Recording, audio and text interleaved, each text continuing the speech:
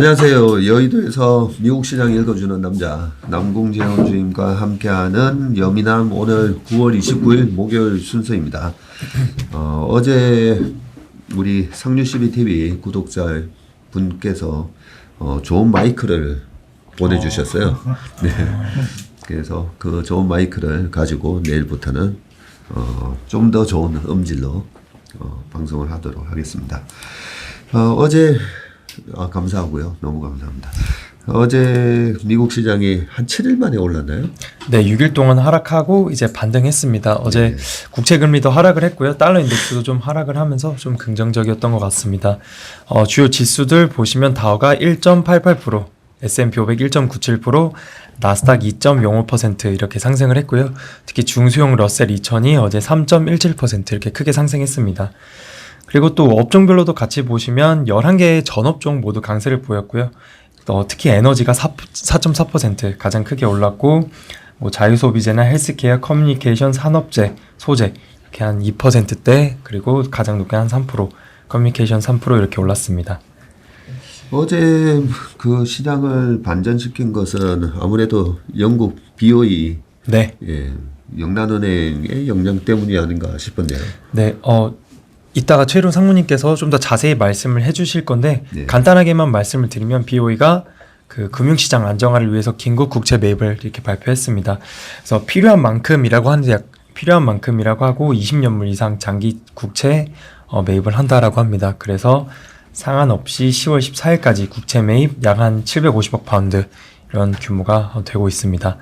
그래서 파운드화도 계속 하락을 하다가 어제 한 1.4% 오르면서 1.088 이렇게 올랐고요. 그리고 영국 채권이라고 하는 이 길트채라고 합니다. 그래서 10년물이 한 4.5%에서 4%까지 한 50bp 하락했고요.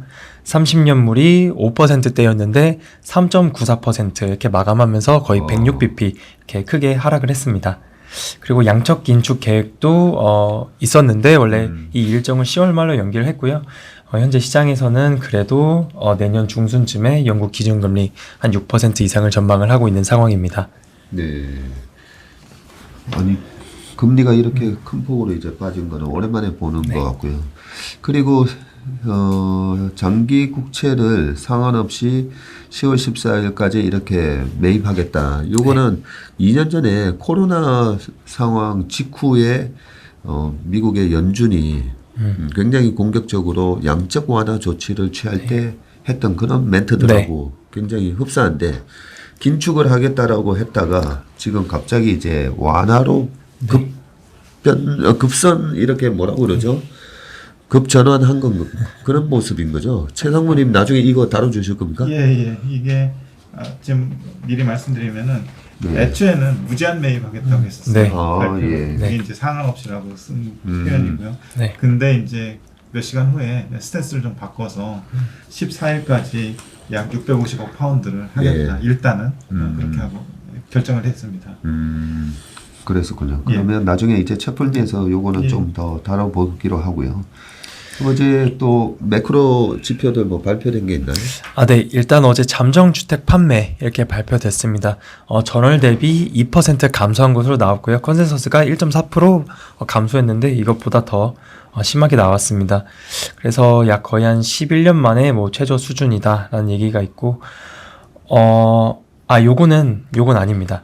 그래서 그 뒤에 것만 보시면 30년 모기지 금리가 연한 6.52% 이렇게 기록을 했습니다. 그 미국 모기지 은행 협회에서 주간 단위로 계속 발표를 해주는데 여기저기 뉴스를 보면 한 6.58%, 6.9%, 뭐 7%대 넘어섰다 이런 얘기가 있었는데 이제 저는 이 미국 모기지 은행 협회 걸 참고했고요. 6.52% 이렇게 기록을 했습니다. 그래서 주택 판매 건수가 계속 좀 줄고 있다 이렇게 봐주시면 되겠습니다. 11년 만에 최저 수준이면 2011년 이후로 가장 높은 수준이다 그런 거죠. 네. 그리고 이제 블랙아웃 기간 끝났고 FOMC도 끝났고 그 이후에 그 여는 총재들 발언들 계속 이어지고 있습니다. 어제 시카고 찰스 에번스 여는 총재가 스피치를 했는데 지속적인 금리 인상에 대해서 이런 위원들도 좀 동의한다라는 내용이었고 기준 금리가 내년 4월쯤에는 좀 피크를 찍을 것이다 이렇게 예상을 하고 있습니다. 그래서 최종 금리가 한 4.75% 될 것이고 한동안 이 수준에 머무를 것이다라는 저희가 대체로 좀 알고 있었던 이런 내용들이고요. 네. 또 애틀란타 라파엘 보스틱 연은 총재는 11월 달에 75bp 그리고 12월 달에 50bp 이렇게 인상을 해서 한 125bp 올리는 것을 지지한다라고 하면서 인플레이션이 너무 높고 둔화의 속도가 충분하지 않다.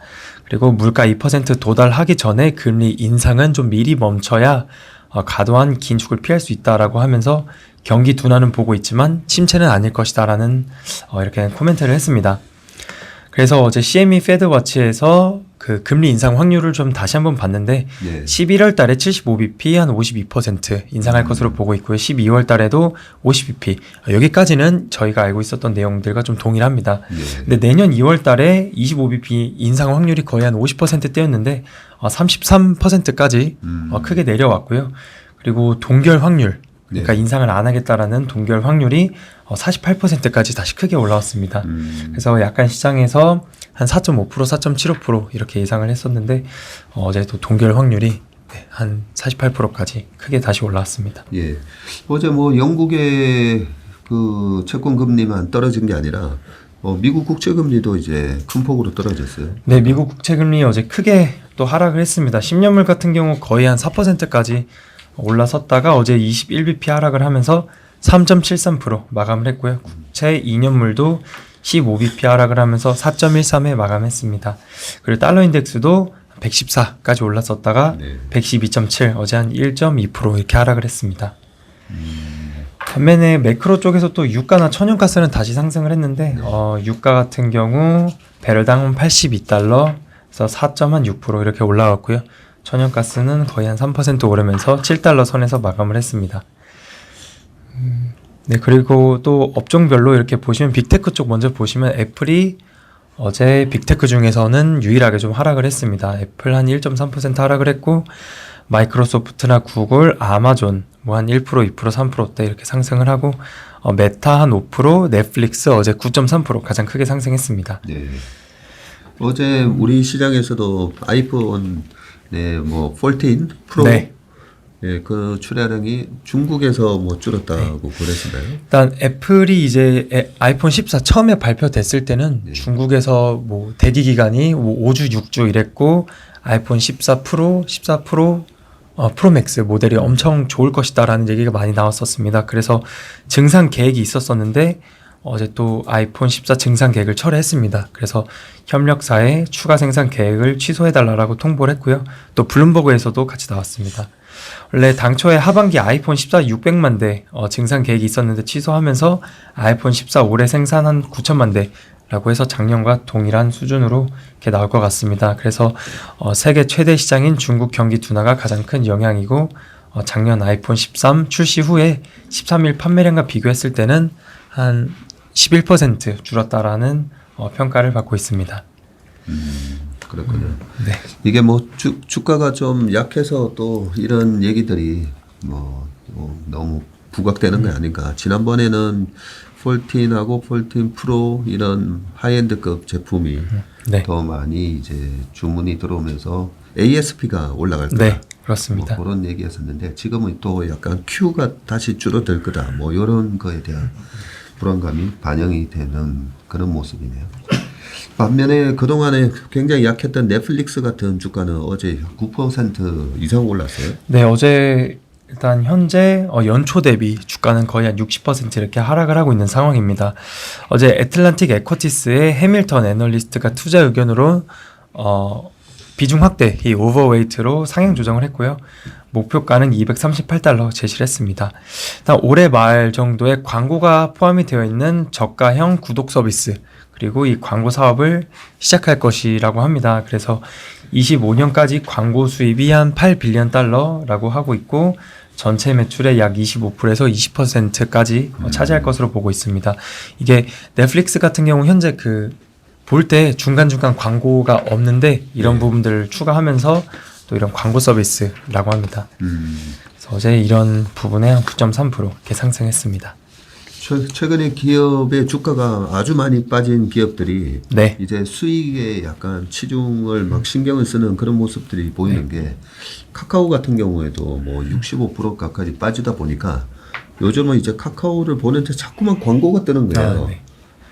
얘네들이 이제 카카오 광고사. 예, 주주들을 달래기 위해서 그런 건지 수익성을 높이는데 굉장히 이제 신경을 쓰구나 뭐 그런 느낌을 이제 카카오를 하면서 느꼈는데 넷플릭스도 네. 그렇게 이제 광고를 또 늘리는 그런 정책을 쓰나 봅니다. 넷플릭스 이런 것들이 이제 그 너무 주가가 많이 빠져가지고 PER 같은 게 꽤 낮아졌던 기억이 나서 제가 지금 PER을 체크해보고 있는데 어제 주가가 올라서 이제 22배가 됐네요 보니까. 네. 포드 PER이 20배에서 어제 한 10% 가까이 올랐으니까 22배. 22배까지 많이 내려왔습니다. 네. 그리고 애플 같은 경우가 어제도 소폭 빠지고 했었는데 23배 예, 그렇게 기록을 하고 있습니다. 네, 그리고 어제 항공사 보잉입니다. 4.69% 상승을 했고요. 대만 중항공에서 원래 이 보잉 787 드림라이너 24대 구매 확정 소식이 있었습니다. 원래 한 달 전에 16대를 구매한다라고 했다가 8대 추가로 구매를 했고요. 그리고 이번에 또 이 새로 오더를 했었던 이 모델들은 연료 사용 한 25% 절감 효과가 또 있다라고 합니다. 그래서 이런 소식이 있었고요. 특히 어제 헬스케어가 또 강세를 보였습니다. 어제 헬스케어 섹터는 한 2.2% 올랐고요. 그리고 바이오젠, BIIB 40% 이렇게 폭등을 했는데 라카네마비라고 합니다. 이 알츠하이머 임상 3.3 결과 발표에서 초기 알츠하이머 환자들에게 유의미한 효과가 있었다라고 공식 사이트에서도 발표를 했는데 내용 보시면 환자 거의 한 1,800명을 대상으로 연구를 진행을 했고 해당 약 치료 18개월 후에 인지 및 기능 저하를 27% 감소시켰다라고 발표를 했습니다. 그래서 내년 3월까지 FDA 승인 요청할 것이라고 하고 글로벌 IB들 이 미주호 증권 쪽에서는 결과가 상당히 유의미하다라고 평가를 하면서 FDA에서 승인 가능성이 높다고 보고 있고요. 그리고 모건 스탠리 쪽에서는 7월 달에 이미 냈는데 라카네맙 등의 이 알츠하이머 약물의 미국 시장 규모가 약 200억 달러, 21년 달러 이렇게 전망을 하고 있습니다. 그래서 이 일라이 릴리나 로슈 같은 기업들도 어제 올랐는데 내년에 3상 결과 보고 예정이 되어 있습니다. 그래서 이 알츠하이머과 관련이 되어 있는 기업들 그리고 바이오젠 이렇게 주가가 크게 상승했었던 모습입니다. 일라이 릴리도 7.48% 오르고 로슈도 4% 오르고 전체 섹터 자체가 다 좀 강했었네요 보니까. 네, 일라이 릴리 그리고 어제 52주 신고가도 기록을 했습니다.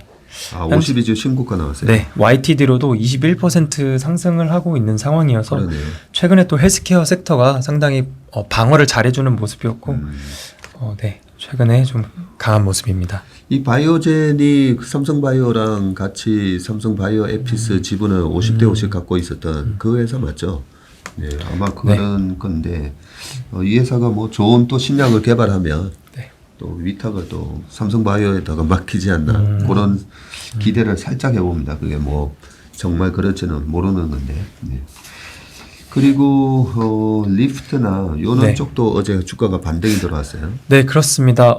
리프트 한 2.4%, 도큐사인 5.09% 이렇게 상승을 했는데 둘 다 인원 채용 중단 또는 감원 소식이 있었습니다.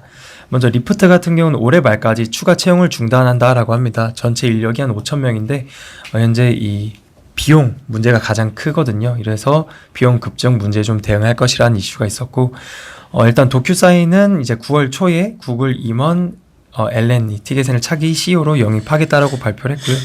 그리고 또 현재 전체 인력이 한 7,500명이 좀 안 됩니다. 근데 이제 한 9% 감원 발표를 했고 내년 말까지 계속 구조 조정을 하겠다라는 내용입니다. 미국의 테크 기업들 뭐 대체로 비용들, 인력비 이런 거 다 문제인데 계속 감원 소식 나오고 있는 상황입니다. 그렇군요.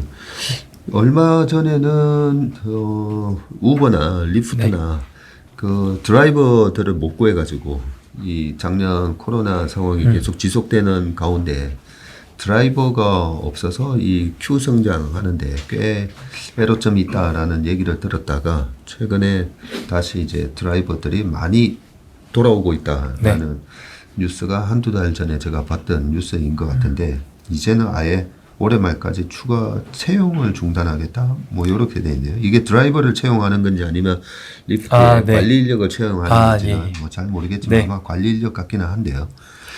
그러면서 뭐 기타 다른 리오프닝 관련주들도 어제 다 강했었네요. 네, 어제 뭐 리오프닝 같은 경우에 이 카니발 6.6% 상승했고요. 또 항공 쪽에 델타 에어라인 3.5% 그리고 또 이 그 숙소 공유업체 이 에어비앤비 한 4% 정도 올랐습니다. 약간 테크 쪽과 반대로 오히려 이 리오프닝 쪽에서는 수요가 워낙 강하기 때문에 인력을 오히려 더 뽑고 있는 상황입니다. 그래서 앞으로 한 10월 달쯤 되면 또 3분기 실적 발표 시즌이 시작될 건데 대체로 금융주가 항상 실적 발표를 먼저 하고요. 그리고 항공주들 그리고 카니발 이렇게 리오프닝 관련 기업들 실적 발표했는데 그때 또 앞으로 또 수요가 어떨지 그리고 연말 시즌 다가오기 때문에 또 이런 여행 수요 어떤지 좀 지켜보면 좋을 것 같습니다. 그렇군요. 어제 영국 은행의 긴급 국채 매입 소식. 제가 아침에 받은 느낌은 뭐냐면요. 이 뉴스가 나오고 나서 많은 미국의 그 주식시장에 직간접적으로 연관돼 있는 사람들이 좀 비난을 되게 많이 하더라고요. 최상무님도 그런 거 보지 않았나요? 제가 본 거는 이제 연준 인사들이 네. 이 조치가 나오고 나서 뭐라고 하는지 봤는데 좀 우스꽝스러운 게 영국이 잘못해서 이게 컨테이전 이펙트라고 하죠. 네. 전염 효과로 인해서 세계 경제가 좀 불안해질 수도 있는데 미국은 경제 여건이 굉장히 탄탄하기 때문에 문제 없다 이런 코멘트들을 하더라고요. 네. 저는 어떤 느낌을 받았냐면 최근에 뭐 약속이나 한 듯이 뭐 미국의 IB뿐만 아니라 연은 총재들 다 해가지고 굉장히 내년에 혹독한 경기 침체 온다라고 하면서 그게 이제 물가를 잡기 위한 그런 조치이기도 하지만 자산 시장을 너무 이제 막 억누르고 있었잖아요. 그렇죠. 예, 억누르고 있었는데 저는 그렇게 생각합니다. 미국에 돈이 되게 많거든요, 지금.